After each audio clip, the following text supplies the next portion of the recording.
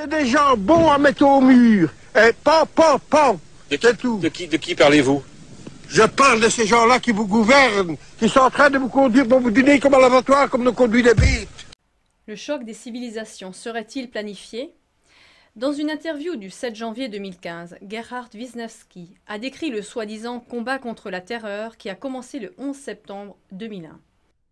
Ce serait le résultat d'une prophétie ou d'une planification de quelques experts politiques et stratégiques de tout le Pentagone et de ceux qu'on nomme les néoconservateurs, c'est-à-dire des politiciens américains qui, souvent sous prétexte de démocratie et de liberté, défendent la suprématie et la direction des États-Unis dans la politique mondiale. Ceux-ci auraient déjà planifié la guerre des civilisations au début des années 90 pour qu'elle vienne relayer le conflit Est-Ouest, car il est très clair que le conflit Est-Ouest était très avantageux pour l'Occident, c'est-à-dire pour l'industrie de l'armement, pour les politiques, parce qu'ils pouvaient ainsi garder le peuple sous tension. Ils avaient simplement besoin d'un ennemi et c'est pourquoi ils ont planifié la prétendue guerre des civilisations pour qu'elle prenne la place des conflits Est-Ouest.